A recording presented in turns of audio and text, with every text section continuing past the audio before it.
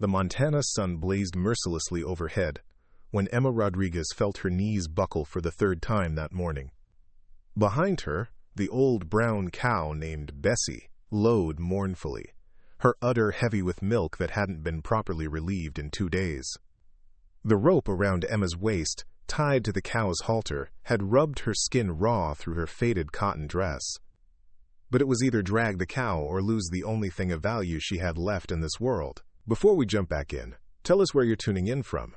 And if this story touches you, make sure you're subscribed, because tomorrow I've saved something extra special for you. "Mama, I'm thirsty," whispered David, her 6-year-old son, his voice barely audible through cracked lips. His twin brother Michael walked silently beside him, too exhausted even to complain. Their matching brown hair hung limp with sweat and dust, and their once bright blue eyes had dulled with the kind of weariness that no child should ever know. Emma forced herself to take another step forward along the dirt road that stretched endlessly through the rolling hills of cattle country. 3 weeks ago, she had been Mrs. Emma Rodriguez, wife of a respected shopkeeper in the bustling town of Silver Creek. Today, she was nothing more than a desperate woman with 2 hungry boys and a milk cow, walking toward an uncertain future with nothing but hope and stubbornness keeping her upright. The foreclosure notice crumpled in her dress pocket served as a constant reminder of how quickly life could change. When Roberto had died suddenly from a heart attack, she discovered the shocking truth about their finances. The store that had seemed so prosperous was drowning in debt. The house she'd lovingly decorated was mortgaged to the hilt. Everything except Bessie and the boys would go to pay the creditors. "There," Emma croaked, pointing with a trembling finger toward a wooden gate visible in the distance. "There's a ranch up ahead. Maybe they'll let us rest and get some water."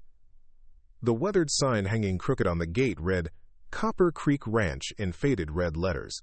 Emma approached cautiously, her heart hammering against her ribs as she took in the sprawling property before her. The main house stood 2 stories tall, built from local timber that had aged to a rich golden brown. A wraparound porch stretched across the front, complete with rocking chairs that suggested peaceful evenings and family gatherings. Outbuildings dotted the landscape, their roofs gleaming tin in the afternoon sun, while pastures rolled away toward distant mountains that looked like purple shadows against the sky. But it was the corrals full of cattle, and the sight of cowboys working in the distance that made Emma's stomach clench with worry. This was clearly a working ranch, a serious operation run by serious people who probably had little patience for desperate women with sob stories. Bessie chose that moment to voice her discomfort with a long, plaintive moo that echoed across the yard. The sound seemed to carry forever in the thin mountain air, announcing their presence like a herald's trumpet. Emma winced, hoping they hadn't disturbed anyone important. "Mama, look," Michael whispered, tugging on her dress. "There's a man coming." Emma followed her son's gaze toward the largest barn, where a figure had emerged from the shadows. Even at a distance, she could see he was tall and broad-shouldered, moving with the confident stride of a man accustomed to being in charge. As he drew closer, Emma's breath caught in her throat. He was younger than she'd expected, probably in his early 30s, with dark hair that curled slightly at the collar and sun-weathered skin that spoke of years spent outdoors. His clothes were practical but well-made, worn leather chaps over dark pants, a blue cotton shirt rolled up at the sleeves, and boots that had seen honest work but weren't shabby. What struck Emma most were his eyes. Even from several yards away, she could see they were a startling shade of green, like new leaves in spring. But they were also wary, assessing her and the boys with the careful attention of a man who'd learned not to trust strangers. "This is private property," he called out, his voice carrying easily across the space between them. It wasn't unkind, but it wasn't welcoming either. "You folks lost?" Emma straightened her shoulders, trying to summon what remained of her dignity.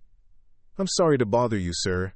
My name is Emma Rodriguez, and these are my sons, David and Michael. We've been walking for days, and we were hoping we might be able to get some water for ourselves and our cow."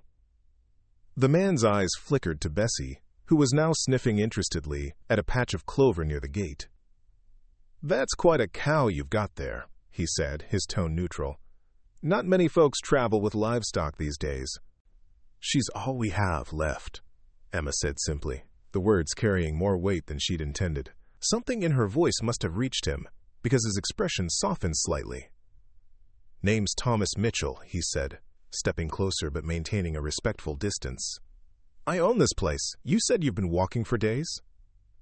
Emma nodded, suddenly aware of how she must look. Her dress was stained with dust and sweat, her hair had escaped its pins hours ago, and she could feel dirt streaked across her face. "We lost our home in Silver Creek. I'm taking the boys to my sister in Helena, but it's further than I thought."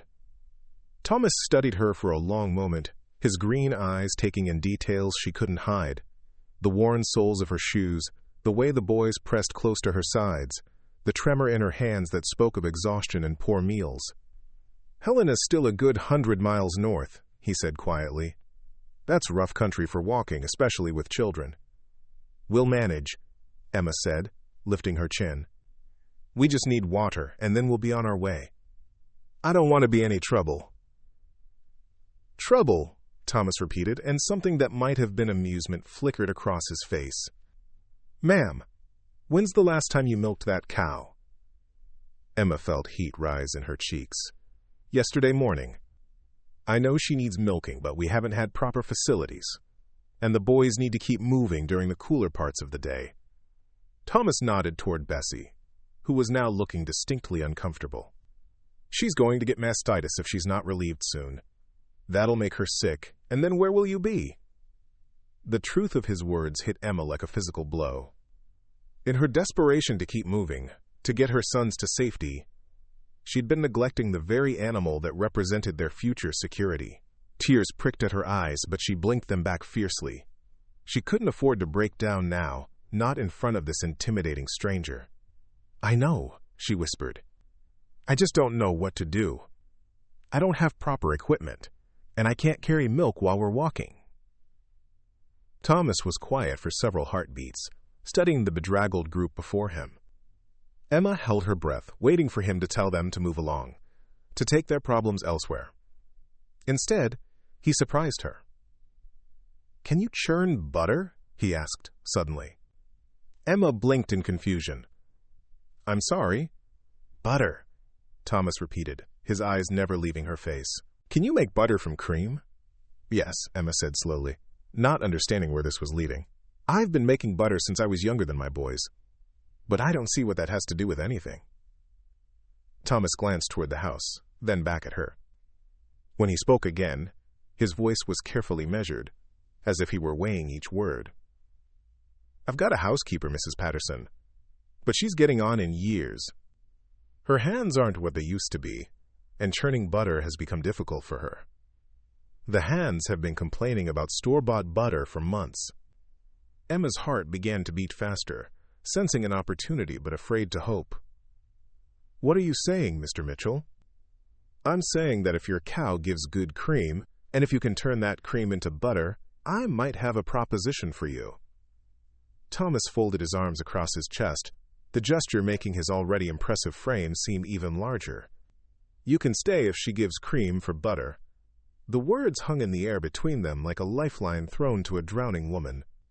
Emma stared at him, hardly daring to believe what she was hearing. "Stay?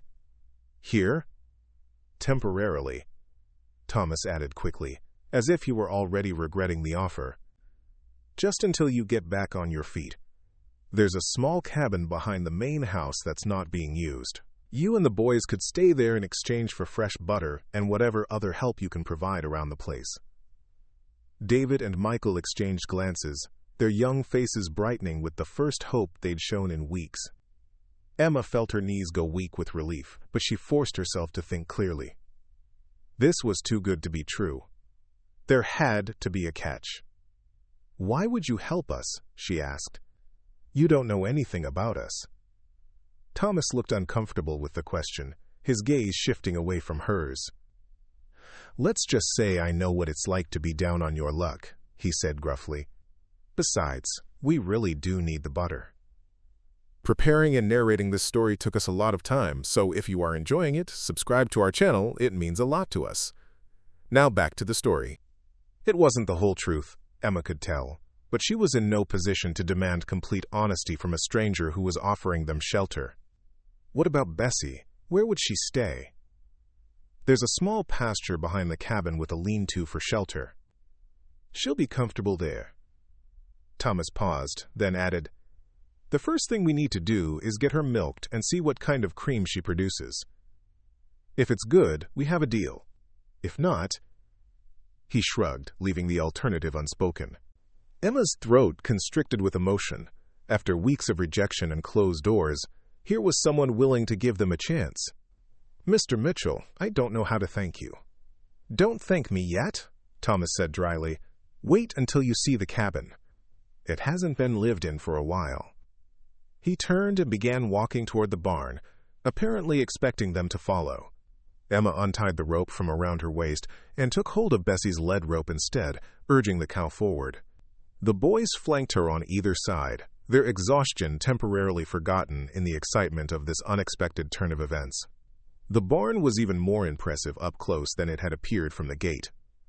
The structure was built to last, with thick timber walls and a roof that had been recently repaired. Inside, the space was organized and clean, with stalls for horses on one side and equipment storage on the other. The smell of hay and leather filled the air, along with the warm, comfortable scent of animals well cared for. "There's a milking stall in the back," Thomas said, leading them toward a corner where a wooden stanchion waited. "We'll get your cow settled and see what she produces." Bessie seemed to sense that relief was at hand, because she walked docilely into the milking area and allowed Thomas to secure her head in the stanchion. Emma had been worried that the cow might be skittish around a stranger, but Bessie appeared to recognize a competent handler when she saw one. "I'll need a bucket and something to strain the milk," Emma said, already assessing what she would need. Thomas produced both items from a nearby shelf, along with a clean cloth for straining. "Take your time," he said. "I'll be checking on some equipment over there." He moved away to give them privacy, but Emma could feel him watching from the corner of her eye as she began the familiar routine of milking. Her hands, though tired, remembered the rhythm automatically. The warm milk flowed steadily into the bucket, and Emma felt a surge of relief at the sound. Bessie was still producing well despite their difficult journey.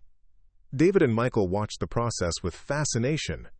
They'd seen their mother milk Bessie countless times back in Silver Creek, but everything seemed different now, more significant somehow. This wasn't just milking a cow. It was earning their keep, proving their worth to this stern rancher who held their immediate future in his hands. "That's a lot of milk," Michael observed, peering into the bucket. "Bessie's always been a good producer," Emma said softly, continuing to work. "Your father used to say she was worth her weight in gold." When the milking was finished, Emma had nearly a gallon of rich, creamy milk. She strained it carefully through the cloth Thomas had provided, removing any impurities. The result was beautiful. Pure white milk with a thick layer of cream already beginning to separate at the top. Thomas approached and examined the milk with the eye of an experienced cattleman. He nodded approvingly. "That's fine-looking milk," he said. "Better than what we're getting from our dairy cows right now." Emma felt a flush of pride despite their circumstances. "Bessie's part Jersey. They're known for the richness of their milk." "Indeed they are." Thomas straightened up, his decision apparently made. "All right, Mrs. Rodriguez, you've got yourself a deal. Let's go take a look at your new home." He helped her carry the bucket of milk as they left the barn and walked toward the back of the property. The boys skipped alongside, their energy restored by the prospect of having a roof over their heads. Emma tried to contain her own excitement, reminding herself that this was only temporary. Thomas Mitchell was being kind, but she couldn't allow herself to become too comfortable or too dependent on his generosity. The cabin sat in a grove of cottonwood trees about 100 yards behind the main house.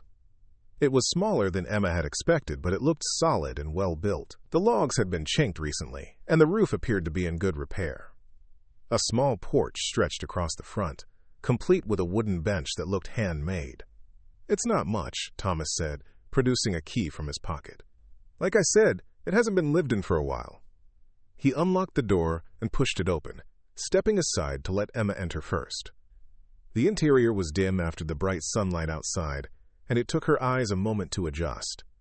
When they did, she gasped in surprise. The cabin was small but charming, with a main room that served as both kitchen and living area, and what appeared to be two smaller rooms branching off from it. The kitchen area boasted a wood-burning stove that looked to be in excellent condition, along with a sink that had a hand pump for water. Shelves lined one wall and a sturdy table sat in the center of the room with 4 matching chairs around it. "There are 2 bedrooms," Thomas explained, gesturing toward the back of the cabin. "The smaller one would be perfect for the boys to share, and you could take the larger one. There's also a root cellar beneath the kitchen floor for keeping things cool." Emma walked slowly through the space, running her fingers along the smooth surface of the table. Everything was dusty from disuse, but she could see the quality of the craftsmanship. Someone had built this cabin with care and attention to detail. "Who lived here before?" she asked. Thomas's expression tightened almost imperceptibly. "My foreman and his family. Until last year. They moved to their own spread up north." There was something in his tone that suggested there was more to the story, but Emma didn't press. She had secrets of her own, after all. David and Michael had discovered the bedrooms and were exclaiming over the bunk beds built into the walls of the smaller room. Their voices echoed with delight, and Emma felt tears threaten again. When was the last time she'd heard them sound so happy? "The root cellar will be perfect for storing milk and butter," she said, forcing herself to focus on practical matters. "How soon would you need the first batch of butter?" "No rush," Thomas said. "Take a few days to get settled. Mrs. Patterson will be by tomorrow to introduce herself and show you where everything is. She's been managing the kitchen for the main house and the bunkhouse, but with harvest season coming up, she'll need all the help she can get." Emma nodded, already making mental lists of what would need to be done. "I'll need to make sure Bessie is comfortable in her new pasture, and I'll want to test how the cream separates in this altitude." "About that," Thomas said, glancing toward the boys, who were now exploring the main room with unbounded enthusiasm. "The pasture behind the cabin has been empty for months, but the grass is good, and there's a stream running through it. Your cow should be happy there." They walked outside together to examine Bessie's new home. The pasture was indeed perfect, enclosed by sturdy wooden fencing and shaded by more cottonwood trees. A small lean-to shelter sat at one end, weathered but sound. The stream Thomas had mentioned bubbled cheerfully along the far side, providing fresh water. "It's wonderful," Emma said, and meant it. After weeks of uncertainty and fear, this felt like a miracle. Thomas helped her lead Bessie into the pasture and remove her halter. The cow immediately began to graze, clearly relieved to be able to move freely again. She looked up once at Emma with what seemed like gratitude in her large brown eyes before returning to the serious business of eating. "She'll be fine here," Thomas observed. "Jerseys are hardy animals, and she's obviously been well cared for." They walked back toward the cabin, where David and Michael were examining every inch of their new surroundings. Emma watched them with a mixture of relief and apprehension. They looked happier than they had in months, but she couldn't shake the feeling that she was somehow imposing on Thomas Mitchell's kindness. "Mr. Mitchell," she began hesitantly, "I want you to know that we won't be any trouble. I'm a hard worker, and I'll do whatever needs to be done around here. Cooking, cleaning, mending, anything you need." Thomas stopped walking and turned to face her fully. In the golden light of late afternoon, his green eyes seemed to look right through her. "Mrs. Rodriguez, let me make something clear. This isn't charity. I'm offering you work in exchange for room and board. You'll earn your keep, same as anyone else on this ranch." The firmness in his voice was oddly reassuring. Emma had been the recipient of too much pity lately, and Thomas's matter-of-fact approach to their arrangement felt like a gift. He was treating her like a capable adult, not a helpless victim. "I understand," she said, "and I appreciate the way you're handling this." Something shifted in Thomas's expression, a slight softening around his eyes. "We all need help sometimes," he said quietly. "The trick is knowing when to accept it." Before Emma could respond, the sound of hoofbeats drew their attention toward the main ranch yard. A group of cowboys was riding in from the range, their horses kicking up small clouds of dust as they approached the barn. Even from a distance, Emma could hear their laughter and good-natured banter. "The evening crew," Thomas explained. "They'll be curious about you and the boys, but they're good men. They won't bother you." Emma nodded, suddenly aware again of her disheveled appearance. I should probably clean up before meeting anyone else. There's a wash basin in the cabin, and Mrs. Patterson will bring over some basic supplies tonight. Soap, towels, that sort of thing. Thomas paused, then added, There's also a bathing room behind the main house that you're welcome to use. It has hot water from the kitchen stove. The thought of a hot bath was almost overwhelming in its appeal. Emma couldn't remember the last time she'd felt truly clean. Thank you, she said simply, because there weren't adequate words for everything he was doing for them. Thomas nodded toward the main house, where smoke was beginning to rise from the kitchen chimney.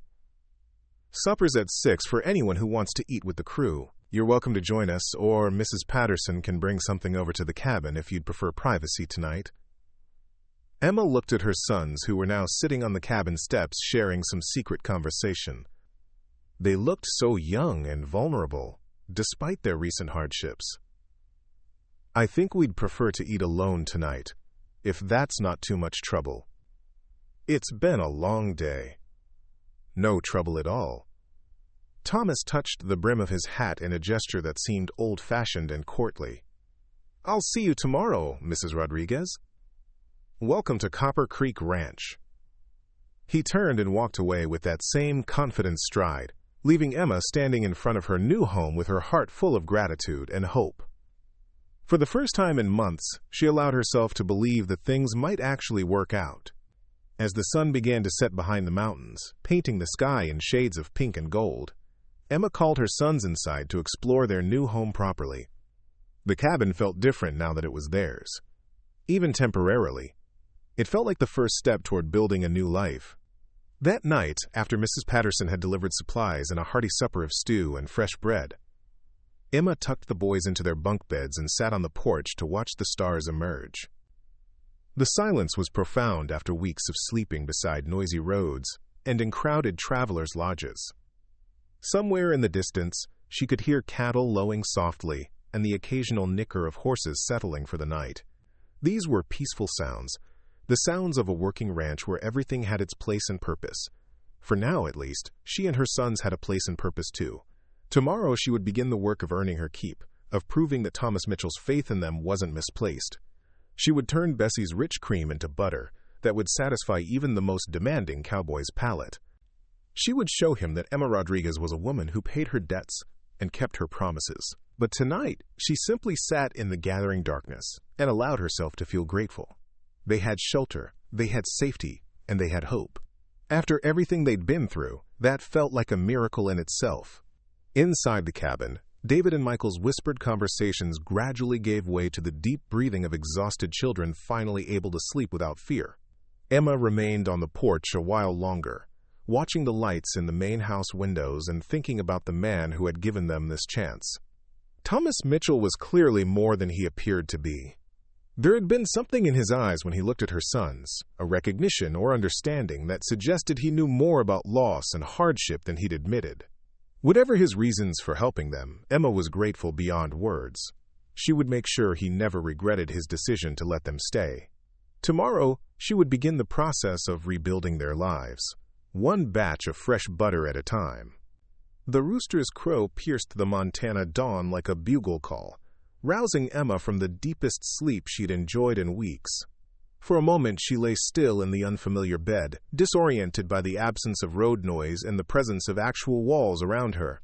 Then memory flooded back, bringing with it a surge of determination that had her feet on the wooden floor before she was fully awake. Today would be her first real day at Copper Creek Ranch, and she intended to prove that Thomas Mitchell's faith in her wasn't misplaced. Through the cabin's small window, she could see the eastern sky brightening from deep purple to pale gold. The air carried the crisp bite of mountain morning and the distant sounds of a ranch coming to life. Somewhere, men were already moving about their morning chores, and Emma felt a familiar stirring of purpose that she hadn't experienced since Roberto's death. She dressed quickly in her least-worn dress, a navy blue cotton that had seen better days but was still respectable. Her hair she pinned back severely, the way she used to wear it during the busiest days at the shop. Today was about work, not vanity. In the next room, David and Michael still slept deeply, their faces peaceful in the dim light filtering through the curtains. Emma decided to let them rest a while longer. They'd earned it after the ordeal of recent weeks, and there would be plenty of time to establish routines once she'd gotten her bearings. The morning air was sharp and clean as she stepped outside, carrying the milk bucket Thomas had left for her the night before. Dew clung to the grass, and her shoes left dark prints as she walked toward Bessie's pasture. The mountains loomed magnificent in the distance, their peaks catching the first rays of sunlight like crowns of gold. Bessie stood near the stream, already alert and ready for milking. The cow's udder was full and heavy, testimony to both her good health and the rich grass she'd been enjoying. Emma felt a surge of affection for the animal that had become their lifeline. "Good morning, girl," she murmured, scratching behind Bessie's ears. "Ready to earn our keep?" The milking went smoothly, Bessie standing patient and calm while Emma worked with practiced efficiency. The milk flowed rich and creamy into the bucket, its color a testament to the cow's Jersey breeding. By the time Emma finished, she had nearly 2 gallons of the finest milk she'd seen in months. As she carried the full bucket back toward the cabin, she noticed movement near the main house. A woman emerged from the kitchen door, moving with the measured pace of someone who'd risen before dawn for more years than she cared to count. This had to be Mrs. Patterson, the housekeeper Thomas had mentioned. Eleanor Patterson was a woman of perhaps 60 years, with iron gray hair pulled back into a practical bun and intelligent brown eyes that missed nothing. She wore a spotless apron over a serviceable brown dress, and her bearing suggested someone accustomed to running a household with quiet efficiency. "Mrs. Rodriguez," she called, raising a hand in greeting. "I was hoping to catch you early. How did you sleep?" "Better than I have in weeks," Emma replied honestly, setting down the milk bucket to shake the older woman's hand. "And please, call me Emma." "Eleanor," the housekeeper responded with a warm smile. "Though most folks around here just call me Mrs. P. Now, let me see what your Jersey produced this morning." Emma lifted the cloth covering the bucket, revealing the creamy white milk beneath. Eleanor's eyebrows rose appreciatively as she examined the contents. "My word," she said. "That's beautiful milk. Look at that cream line already forming." Thomas was right about this being exactly what we need. Pride warmed Emma's chest at the praise. Bessie's always been a good producer. With proper feed and care, she should maintain this quality. I have no doubt of it. Eleanor replaced the cloth over the bucket. "Now, let me show you the dairy room where you'll be working. Thomas had it cleaned up yesterday evening, and I've set out all the equipment you'll need." They walked together toward a small building Emma hadn't noticed the day before, nestled between the main house and the largest barn. The structure was built of the same weathered timber as the other ranch buildings, but its thick walls and small windows suggested it had been designed specifically for keeping things cool. Inside, Emma gasped with delight. The room was perfectly appointed for dairy work, with shelves for storing equipment, a large wooden table for working, and a system of hooks and racks for aging cheese. Most impressive of all was a spring house arrangement, where cold water from an underground source flowed through channels carved into stone, creating natural refrigeration. "This is incredible," Emma breathed, running her hands over the smooth wooden surfaces. "I've never seen anything so well designed for dairy work." Eleanor beamed with obvious pride. "Thomas built this himself 3 years ago, when we were thinking of expanding into cheese production. We never did pursue that idea, but the infrastructure remained. It's been waiting for someone who could put it to proper use." Emma began to understand that her arrival might be more fortuitous than she'd realized. This wasn't just about providing butter for the ranch hands. Thomas Mitchell had invested significant time and resources into dairy infrastructure that was sitting unused. Her skills and Bessie's milk could transform this investment into genuine productivity.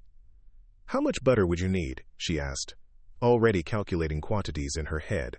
"For the main house and bunkhouse combined, probably 6 pounds a week during regular times, more during busy seasons when we have extra hands." Eleanor paused, studying Emma's face.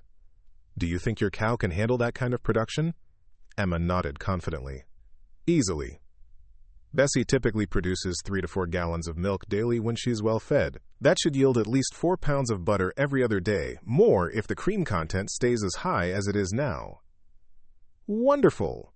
Eleanor began showing Emma where each piece of equipment was stored. "You'll find everything you need here. Churns, paddles, molds, salt for preservation." Thomas spared no expense when he set this up. As they worked together to familiarize Emma with the setup, the older woman began sharing details about life at Copper Creek Ranch. The information came in casual comments and observations, but Emma recognized it as a deliberate briefing from someone who understood the importance of knowing one's environment. Thomas Mitchell, she learned, had built the ranch from nothing over the past 8 years. He'd arrived in the area as a young man with little more than determination and a small inheritance from a grandmother back east. Through careful management and hard work, he'd assembled a spread that now ran over 1,000 head of cattle and employed a dozen full-time hands. "He's a fair boss," Eleanor said as she showed Emma how to operate the butter churn. "Pays well, treats his men with respect, and expects honest work in return. But he keeps to himself mostly. Doesn't socialize much with the neighboring ranchers, and he's never shown interest in the social activities in town." Emma filed this information away, sensing there was more to the story. A successful, presumably eligible man who avoided social contact was usually carrying some kind of burden or wound. "Has he always been so solitary?" she asked carefully. Eleanor's expression grew thoughtful. "Not always, no. When he first arrived, he was more outgoing. Even courted the banker's daughter for a while. But something changed about 4 years ago. He became more withdrawn, more focused on the ranch to the exclusion of everything else." Before Emma could ask what might have caused such a change, the sound of running feet interrupted their conversation. David and Michael burst through the dairy room door, their faces bright with excitement and their hair still tousled from sleep. "Mama, there are horses everywhere!" David exclaimed. "And cowboys, and one of them showed us how to rope a fence post." Emma's heart skipped with alarm. "Boys, you were supposed to stay near the cabin. I told you not to wander around the ranch bothering people." "Oh, they weren't bothering anyone," Eleanor laughed, ruffling Michael's hair. "The hands love having children around. It's been too quiet around here for too long." Despite the reassurance, Emma felt the familiar weight of responsibility settling on her shoulders. She couldn't allow her sons to become nuisances, no matter how tolerant the ranch hands might seem initially. "Nevertheless," she said firmly, "you two need to understand the rules. This is a working ranch, and people have jobs to do. You can't just run around getting in everyone's way." "Actually," Eleanor interjected gently, "Thomas mentioned that the boys might be helpful with some of the lighter chores, collecting eggs, feeding chickens, that sort of thing. It would teach them responsibility and make them feel useful." Emma looked at her sons' eager faces and felt her resolve wavering. They'd been through so much upheaval lately, and the prospect of having real tasks and purpose clearly appealed to them. "We'll see," she said finally. "First, you need breakfast, and I need to finish learning about my work here." Eleanor produced a basket she'd brought from the main house, filled with fresh biscuits, jam, and slices of ham. "I thought you might appreciate having breakfast ready this morning," she said. "Once you're settled into your routine, you're welcome to take meals with everyone else in the main dining room, or continue eating privately in your cabin, whatever feels comfortable." The kindness in the gesture touched Emma deeply.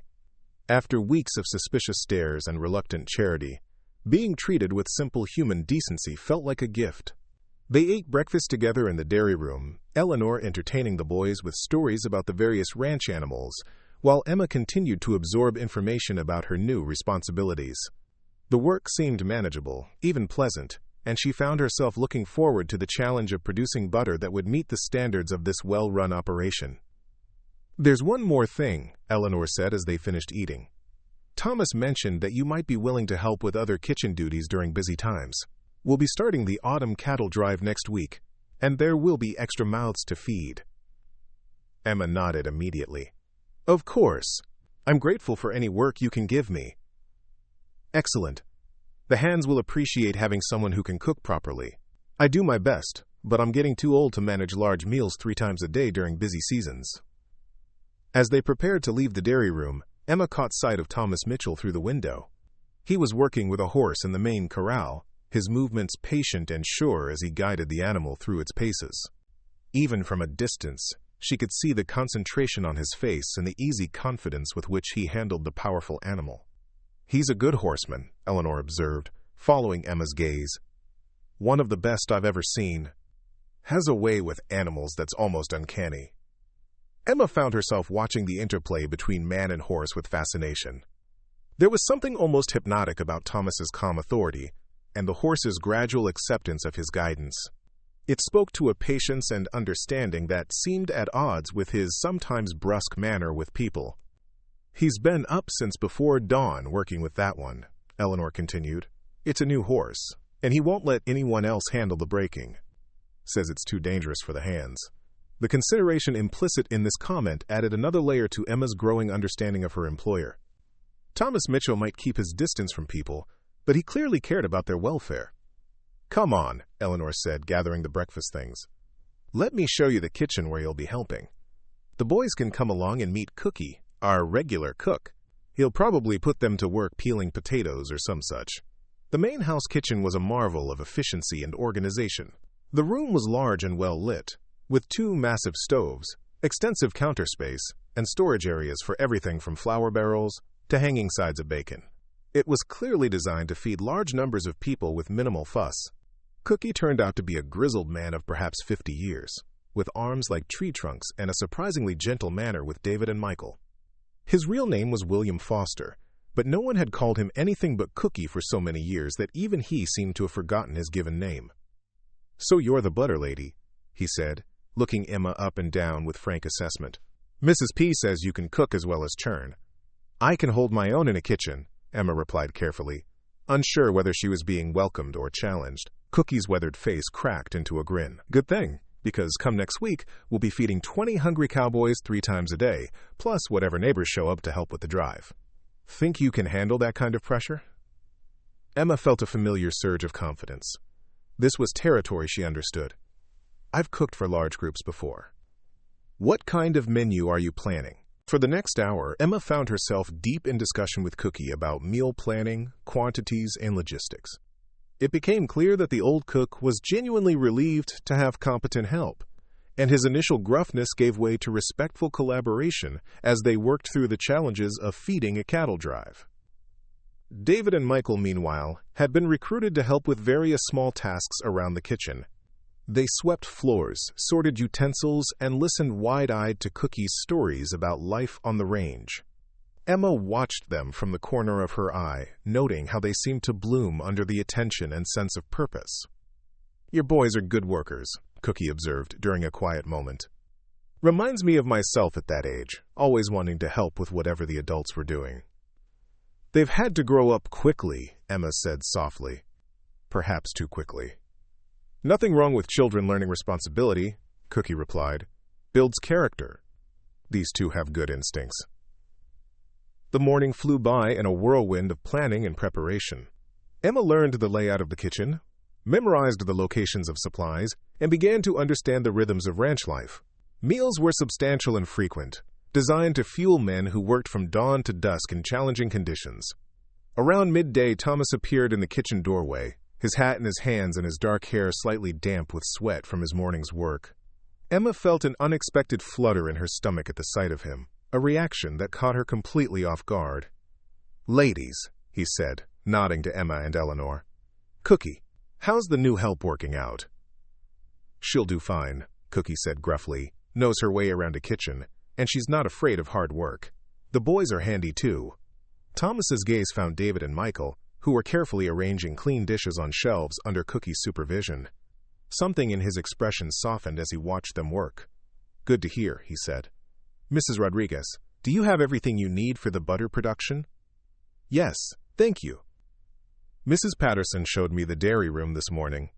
It's beautifully equipped." Emma found herself speaking more formally than she intended, unsettled by his presence in a way she couldn't quite define. "I'll be interested to taste the results," Thomas said. "The hands have been complaining about store-bought butter for months." "You won't be disappointed," Emma replied with quiet confidence. Their eyes met and held for a moment longer than strictly necessary.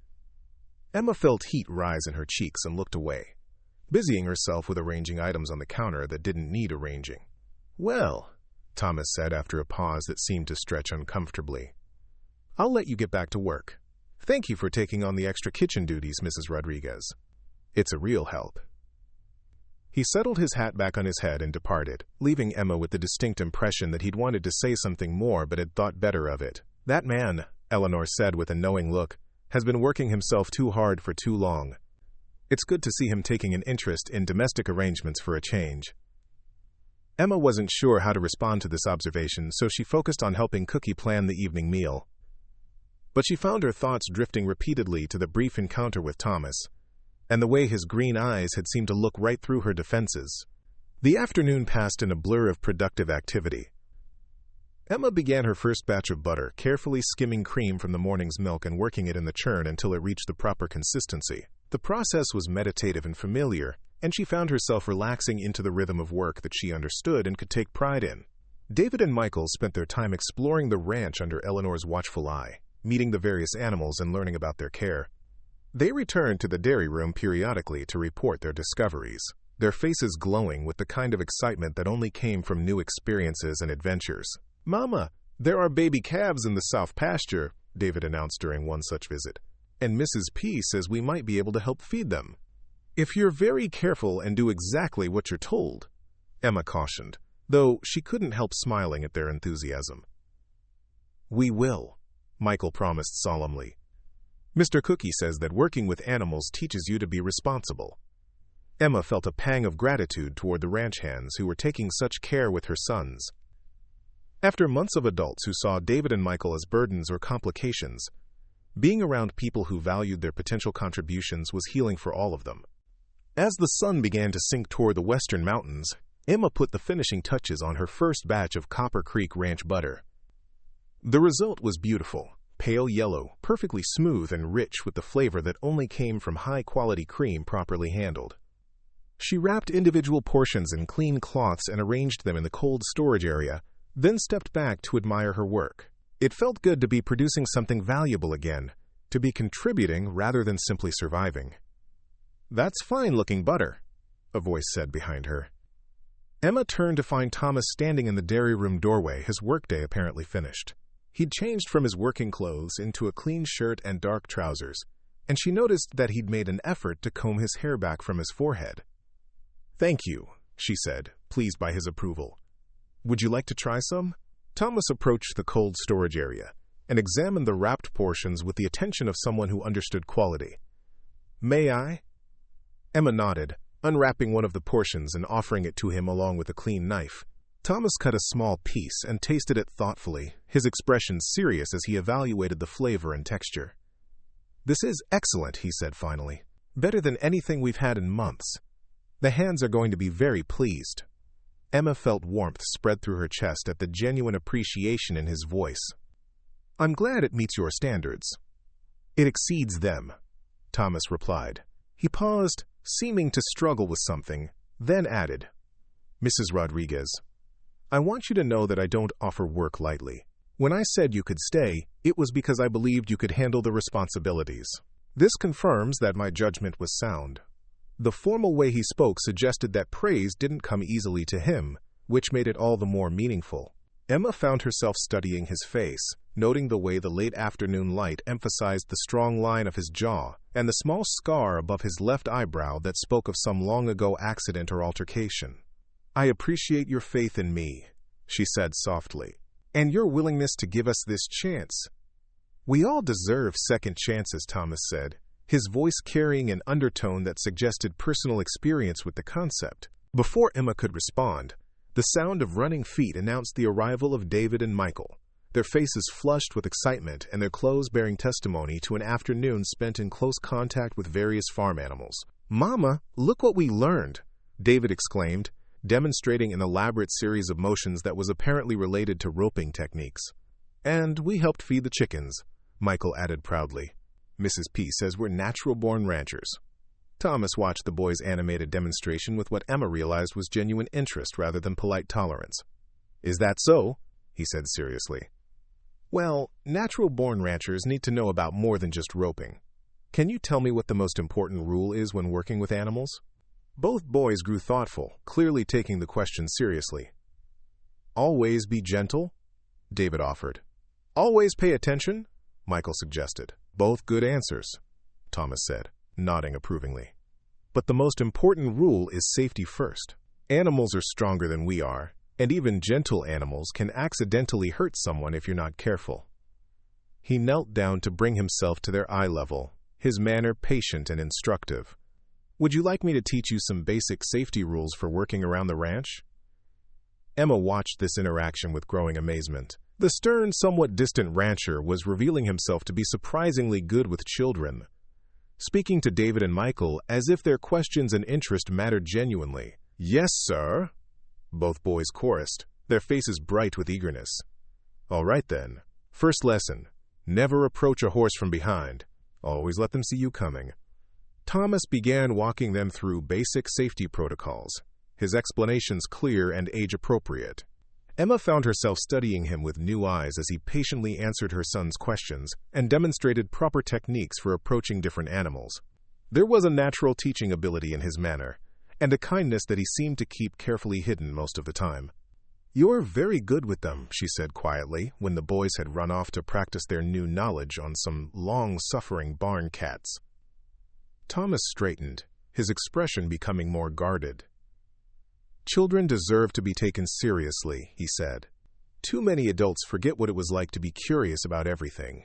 There was something wistful in his tone that made Emma wonder about his own childhood, and whether he'd had adults who took his curiosity seriously. But before she could frame a tactful question, Eleanor appeared with news that supper was ready. The evening meal was served in the main dining room, a large space adjacent to the kitchen that could accommodate the entire ranch workforce when necessary. Tonight, with most of the hands still out checking cattle, the gathering was smaller and more intimate. Emma found herself seated between David and Michael, with Thomas at the head of the long wooden table, and Eleanor and Cookie filling out the group. The conversation was easy and comfortable, ranging from ranch business to plans for the upcoming cattle drive. We'll need to start gathering the herd tomorrow, Thomas said, carving slices from a substantial roast. The weather's been good, but that won't last much longer. I want everything ready before the first snow flies. How many head are you planning to drive this year? Cookie asked. About 800. We'll keep the breeding stock here for the winter, along with the younger animals that aren't ready for market. Thomas glanced at Emma. It means we'll have extra hands around for the next 2 weeks, including some neighbors who help out in exchange for our help with their drives. Emma nodded, understanding the implication. How many extra mouths are we talking about? Could be as many as 25 during the peak days, Eleanor said. It's a lot of work, but the community cooperation makes everyone's job easier. And more profitable, Thomas added. Pooling resources and labor means we can all get better prices for our cattle. As the conversation continued, Emma began to understand the complex web of relationships and mutual dependencies that made ranch life possible. It wasn't just about individual success. It was about community survival in a challenging environment. David and Michael listened to the adult conversation with fascination, occasionally asking questions that were answered with patience and respect. Emma marveled at how different this was from their life in Silver Creek, where they'd been expected to remain silent during adult discussions. Can we help with the cattle drive? David asked during a pause in the conversation. Thomas considered the question seriously. There are some jobs that might be suitable for careful boys who follow instructions exactly. What do you think, Mrs. Rodriguez? Would you be comfortable with them taking on some light duties? Emma looked at her son's eager faces and felt torn between maternal protectiveness and the recognition that they needed to feel useful and valued. What kind of duties? She asked carefully. Nothing involving horses or actual cattle handling, Thomas assured her. But there's always a need for extra hands, with camp setup, meal preparation, equipment maintenance, jobs that are important but not dangerous. We'd be very careful, Michael promised earnestly, and we'd do exactly what we're told. Emma found herself nodding slowly. If you're certain it would be safe, and if they can be genuinely helpful rather than simply underfoot. I guarantee both conditions, Thomas said with quiet conviction. And if either boy steps out of line or ignores instructions, he'll be removed from duties immediately. The firmness in his voice seemed to reassure rather than intimidate David and Michael, who nodded solemnly at the implied expectations. As the evening wound down, Emma helped Eleanor clear the table while Cookie banked the kitchen fires for the night. The domestic routine felt comfortable and familiar, a return to the kind of productive collaboration she'd missed during their weeks of displacement. "Thank you for including us tonight," she said to Eleanor as they worked. "It means a great deal to feel welcome." "You are welcome," Eleanor replied warmly. "More welcome than you might realize. This ranch has been too quiet and too male for too long. Having a family around changes the whole atmosphere." Emma glanced toward the dining room, where Thomas was showing David and Michael a detailed map of the ranch and explaining the route the cattle drive would take. His head was bent close to theirs, his voice patient as he answered their questions. "He seems to enjoy their company," she observed. Eleanor followed her gaze and smiled. "He does indeed. Thomas has always been good with children, though he hasn't had much opportunity to show it lately." There was something significant in the way Eleanor phrased this observation. But before Emma could explore it further, Thomas appeared in the kitchen doorway. "Boys, it's getting late," he said gently. "You should get some rest so you're ready for tomorrow's adventures." David and Michael groaned in the universal manner of children being told it was bedtime, but they didn't argue. Instead, they thanked Thomas politely for the evening's lessons and hugged both Eleanor and Cookie goodnight. "Come on," Emma said, gathering her sons. "We have a busy day tomorrow." As they prepared to leave, Thomas stepped forward. "Mrs. Rodriguez, if you need anything during the night, don't hesitate to come to the main house. Eleanor and I are both light sleepers." The offer was practical and appropriate, but something in his manner suggested a deeper concern for their well-being. Emma felt that unfamiliar flutter in her stomach again and hoped it didn't show in her expression. "Thank you," she said simply, "but I'm sure we'll be fine." The walk back to the cabin was peaceful, with David and Michael chattering excitedly about everything they'd learned and experienced during their first full day at Copper Creek Ranch.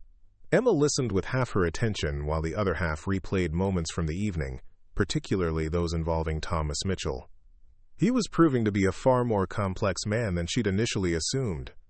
The stern, somewhat forbidding rancher who'd reluctantly offered them shelter was revealing layers of kindness, patience, and genuine concern that he seemed to keep carefully hidden beneath a reserved exterior.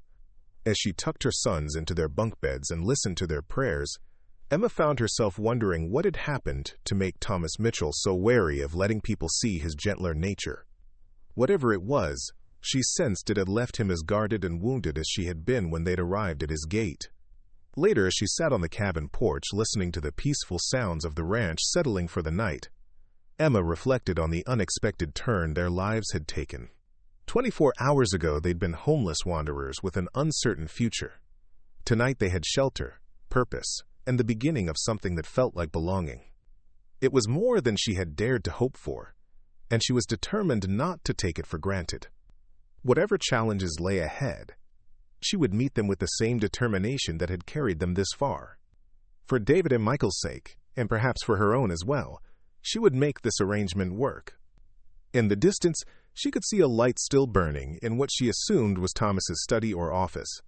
The sight of it was oddly comforting, suggesting vigilance and protection even in the quiet hours of the night. Emma said her own prayers before retiring, offering gratitude for unexpected kindness and asking for wisdom to navigate the complex emotions that seemed to be stirring within her.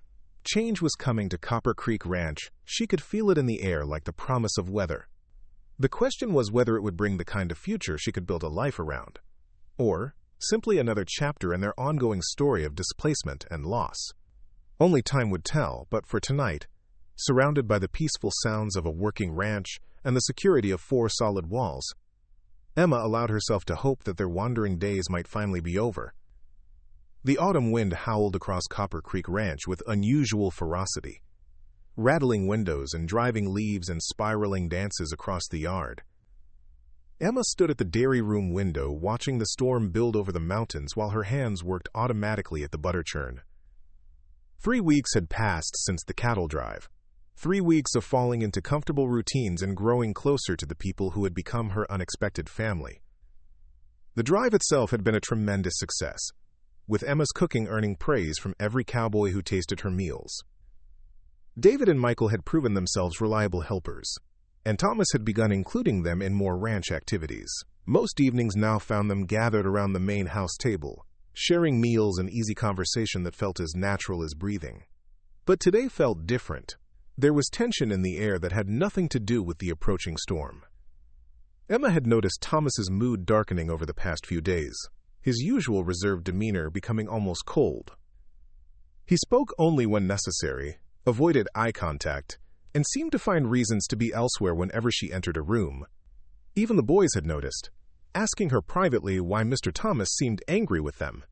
The sound of boots on gravel drew her attention to the window. A man she didn't recognize was approaching the main house, leading a horse that looked travel-worn and tired. He was tall and thin, wearing an expensive suit that seemed out of place on a working ranch. Everything about his bearing suggested bad news. Emma's blood ran cold as recognition dawned. She knew that precise walk, that self-important posture. It was Henry Caldwell, the lawyer who had handled Roberto's estate and who had made it clear that he considered her flight from Silver Creek a personal affront to his professional reputation. Her hands stilled on the churn as panic rose in her throat. How had he found them? What did he want? After all this time, she had begun to believe they were truly safe, that their past couldn't reach them in this remote corner of Montana. Through the window, she watched Caldwell knock on the main house door. Eleanor answered, and even from a distance, Emma could see the housekeeper's welcoming expression change to one of suspicion as the lawyer introduced himself. Emma's mind raced through possibilities, none of them good. Perhaps there were additional debts Roberto had hidden, claims against what little they'd been able to salvage. Or maybe someone in Silver Creek had accused her of theft or fraud. The possibilities were endless and terrifying. She forced herself to finish the batch of butter she'd been working on, her hands shaking as she wrapped the portions and stored them in the cold room. If Caldwell was here to take them away, she wanted to leave Thomas's dairy operation in good order. The sound of raised voices from the direction of the main house made her stomach clench. She couldn't make out words, but the tone was unmistakably argumentative. Thomas's deep voice carried clearly, though she couldn't distinguish his words from Caldwell's higher-pitched responses. Emma wiped her hands on her apron and stepped outside, drawn by a compulsion she couldn't resist. She needed to know what was happening, even if the knowledge destroyed the fragile peace they'd built here. As she approached the main house, the voices became clearer. Caldwell was speaking in the pompous tone she remembered all too well. "The woman is a fugitive from her legal obligations, Mr. Mitchell. By harboring her and her children, you're interfering with the administration of justice." "The only thing I'm harboring is a hard-working woman and 2 decent boys," Thomas replied, his voice dangerously quiet. "Whatever business you think you have with Mrs. Rodriguez can be conducted civilly or not at all." Emma reached the porch steps just as Caldwell's voice rose to a near shout. "She owes substantial sums to creditors in Silver Creek. Money that could be recovered through the sale of those children to families willing to pay their mother's debts." The words hit Emma like physical blows. Sell her children? The very suggestion made her knees weak with terror and rage. "That's enough," Thomas said, and there was something in his tone that made Emma shiver. "You'll lower your voice when discussing children in my house, or you'll find yourself discussing them from the wrong side of my property line." "You don't understand the legal complexities involved," Caldwell began, but Thomas cut him off. "I understand that no court in this territory would separate children from their mother to satisfy commercial debts. I also understand that you're not a territorial marshal or sheriff's deputy, which means you have no authority to take anyone anywhere." Emma crept closer to the open door, her heart pounding so hard she was sure everyone could hear it. Through the gap, she could see Thomas standing with his arms crossed, his imposing frame blocking Caldwell's path to the interior of the house. "Perhaps not," Caldwell conceded with oily smoothness. "But I do have the authority to make Mrs. Rodriguez's life very difficult if she continues to evade her responsibilities. There are ways to ensure she faces the consequences of her husband's poor business decisions." "What kind of ways?" Thomas asked, his voice deceptively calm. Caldwell smiled, and Emma remembered why she'd always disliked the man. "Oh, there are always complications that can arise. Questions about the legitimacy of certain business transactions. Suggestions of impropriety in the handling of estate assets. A woman alone with children is quite vulnerable to such accusations." Emma felt the blood drain from her face. Caldwell was threatening to manufacture evidence against her, to create a web of lies that would be difficult to disprove from a distance. Even if the charges were eventually dismissed, the process could take months and cost money she didn't have. "You're talking about blackmail," Thomas said flatly. "I'm talking about justice," Caldwell replied. Mrs. Rodriguez disappeared in the middle of the night, leaving creditors unpaid and questions unanswered. That hardly suggests an innocent woman. "It suggests a frightened woman protecting her children," Thomas countered, which any reasonable person would understand. Emma couldn't bear to listen anymore. Every word Caldwell spoke was poison, designed to destroy the new life she'd built here. She stepped forward into the doorway, her chin raised, despite the terror coursing through her veins. "Mr. Caldwell," she said clearly, "I wondered when you'd come looking for us." Both men turned toward her, Thomas's expression immediately shifting to one of concern while Caldwell's face lit up with triumph. "Mrs. Rodriguez," the lawyer said smoothly, "how pleasant to see you again. You're looking well, considering your circumstances." "What do you want, Henry?" Emma asked, proud that her voice remained steady. "Justice, as I was explaining to Mr. Mitchell. Your husband's debts remain unpaid, and there are questions about certain assets that disappeared along with your family." Emma's hands clenched into fists. "Roberto's debts were commercial obligations that died with him. I signed no papers, made no guarantees. As for assets, we took nothing but personal belongings in our cow. Nevertheless, certain parties feel entitled to compensation for their losses. They're prepared to be reasonable, however, if you're willing to be cooperative." The threat was clear, and Emma felt familiar despair washing over her. Just when she'd begun to believe they could have a normal life, the past had returned to destroy everything. "How much?" she asked quietly. Caldwell named a sum that made her gasp. It was more money than she could earn in 5 years, even with her position at the ranch. "That's impossible," she whispered. "I don't have anything close to that amount."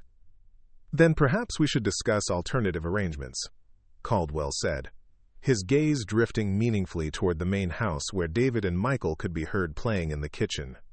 Emma's vision went red around the edges. "You will not touch my children." "Of course not," Caldwell said with false reassurance. "But there are good families in Silver Creek who would be happy to provide them with proper homes while you work to satisfy your obligations. It would only be temporary, naturally." "Over my dead body," Emma snarled, taking a step toward the lawyer. "That's enough," Thomas said, moving to place himself between Emma and Caldwell. "You've made your position clear, Mr. Caldwell. Now I'll make mine. Mrs. Rodriguez and her children are under my protection. Any attempt to harm or separate them will be met with appropriate force." Caldwell's eyes narrowed. "Are you threatening me, Mr. Mitchell?" "I'm informing you of the facts," Thomas replied calmly. "You're on my property, making threats against people I consider family. In Montana, that gives me certain rights regarding the protection of my household." "Your household?" Caldwell's eyebrows rose. "How interesting. Are you claiming some legal relationship with Mrs. Rodriguez?" Emma saw Thomas's jaw tighten, and she held her breath waiting for his response. The question hung in the air like a challenge, loaded with implications she wasn't sure either of them was ready to face. "I'm claiming the right to protect people who work for me," Thomas said finally. "Mrs. Rodriguez is a valued employee, and her children are welcome guests on my ranch." Something flickered in Caldwell's expression, a look of calculation that made Emma's skin crawl. "I see. Well, that certainly complicates matters, doesn't it?" Before anyone could respond, the sound of children's laughter drifted from the kitchen, followed by David's voice calling out, "Mama, where are you? Cookie says dinner's almost ready." Emma's maternal instincts flared, and she started toward the kitchen, but Caldwell moved to block her path. "Perhaps the children should join our conversation," he suggested. "They're old enough to understand how their mother's choices affect their future." "Step aside," Emma said, her voice deadly quiet. "I think not," Caldwell replied. "This concerns them as much as anyone." What happened next occurred so quickly that Emma barely registered the movement. One moment Caldwell was blocking her path with a smug smile. The next he was pressed against the wall with Thomas's forearm across his throat. "You have exactly 10 seconds to get off my property," Thomas said, his voice barely above a whisper. "If I see you near those children, if I even hear you've been asking questions about them in town, I'll consider it a direct threat to my family." "Your family?" Caldwell gasped, his face beginning to turn red. "My family," Thomas repeated with quiet intensity, "and I protect what's mine." He released the lawyer and stepped back, but his posture remained threatening. Caldwell straightened his rumpled suit and tried to regain his composure. "This isn't over," he said, his voice shaky with anger and fear. "There are legal remedies available, and I intend to pursue them." "Good luck with that," Thomas replied. "Just remember that Montana judges don't take kindly to outsiders who threaten local families." Caldwell gathered what remained of his dignity and stalked toward the door. At the threshold, he turned back with one final attempt at intimidation. "You're making a mistake, Mitchell, both of you. This could have been resolved quietly, but now it will become a public matter. Everyone in the territory will know about Mrs. Rodriguez's questionable past." "Let them know," Thomas said calmly. "Emma Rodriguez is one of the finest women I've ever met, and anyone who suggests otherwise will answer to me personally." After Caldwell left, Emma stood frozen in the suddenly quiet room, overwhelmed by everything that had just happened. Thomas had called her family. He'd been willing to fight for her and the boys without hesitation. The implications were staggering.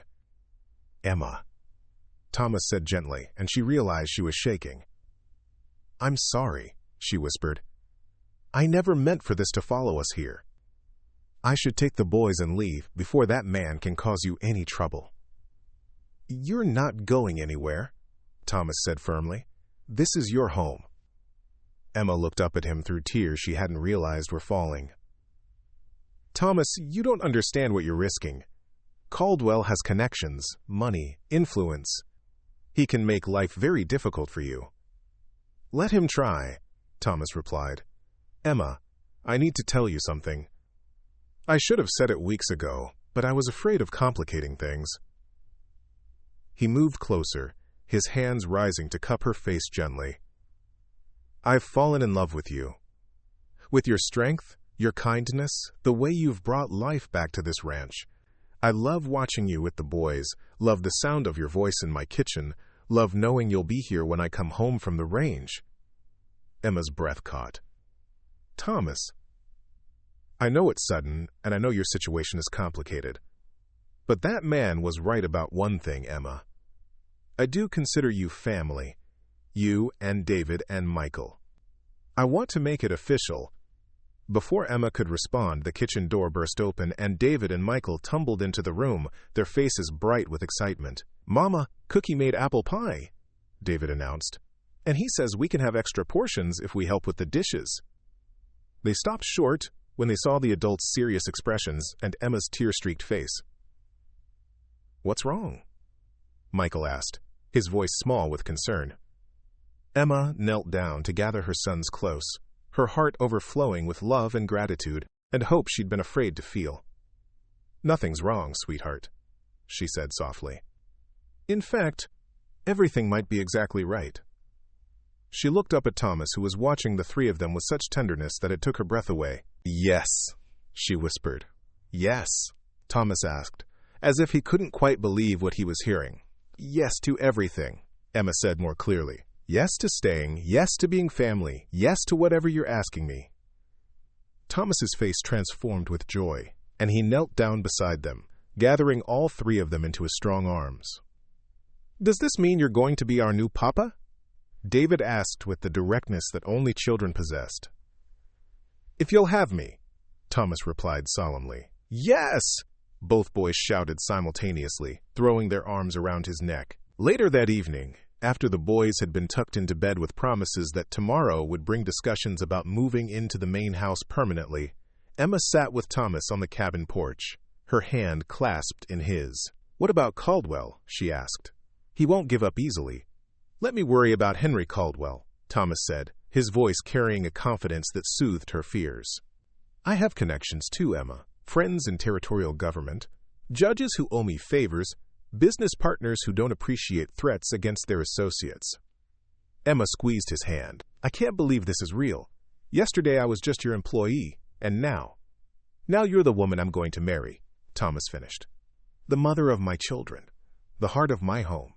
As if summoned by their conversation, Bessie's gentle lowing drifted across the night air from her pasture, a sound that had become as much a part of Copper Creek Ranch as the wind in the trees or the distant howl of coyotes. "It all started with her," Emma mused. "If I hadn't had Bessie, if you hadn't needed butter." "We would have found each other anyway," Thomas said with quiet certainty. "Some things are meant to be, Emma. You and the boys arriving here, us becoming a family, it was always going to happen. Bessie just made it happen faster." Emma leaned against his shoulder, feeling truly safe for the first time in longer than she could remember. Tomorrow there would be challenges to face, details to work out, a future to build together. But tonight, under the vast Montana sky, surrounded by the peaceful sounds of their ranch, their home, Emma Rodriguez Mitchell allowed herself to believe in happy endings. Up next, you've got 2 more standout stories right on your screen. If this one hit the mark, you won't want to pass these up. Just click and check them out.